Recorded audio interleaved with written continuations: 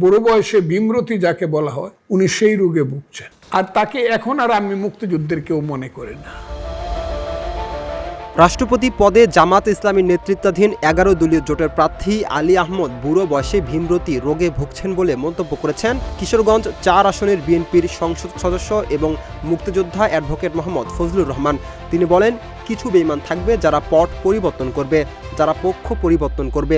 আমি ওই অবস্থানে এখন অলি আহমেদ সাহেবকে দেখছি, এর বেশি আর তাকে আমি অপমান করে কোনো কথা বলতে চাই না। ওই যে বুড়ো বয়সে ভীমরতি যাকে বলা হয় উনি সেই রোগে ভুগছেন। সম্প্রতি একটি বেসরকারি টিভি চ্যানেলের সাক্ষাৎকারে তিনি এমন মন্তব্য করেন।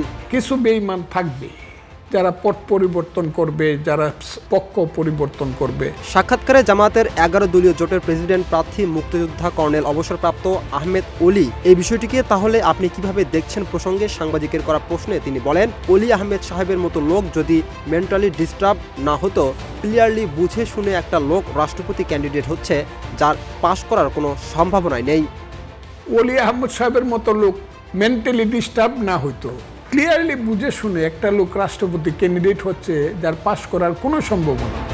কারণ হিসেবে ফজলুর রহমান বলেন, জামাতের 11 দলীয় জোট সর্বোচ্চ ভোট পাবে 76 বা 75, আর অপরদিকে ভোটের সংখ্যা রয়েছে 225। কাজেই এই লোকটার যদি ভীমরতি না ধরে থাকে তাহলে তো তার রাষ্ট্রপতি ক্যান্ডিডেট হওয়ার কথা না। ফজলুর রহমান বলেন, কর্নেল আহমেদ এখন আর আমি মুক্তিযুদ্ধের কেউ মনে করি না। বিএনপির প্রতিষ্ঠাকালীন সঙ্গী ও একসময় জামাতের কট্টর সমালোচক ছিলেন অলি আহমদ। পরে তার দল জামাতের নেতৃত্বাধীন 11 দলীয় জোটের সঙ্গে যুক্ত হয়। রাষ্ট্রপতি মোহাম্মদ শাহাবুদ্দিন পদত্যাগ করলে নতুন রাষ্ট্রপতি নির্বাচন নিয়ে আলোচনা শুরু হয়। এরই মধ্যে 11 দলীয় জোটের পক্ষ থেকে মুক্তিযোদ্ধা কর্নেল অবসরপ্রাপ্ত অলি আহমেদকে রাষ্ট্রপতি প্রার্থী করার বিষয়টি সামনে এসেছে।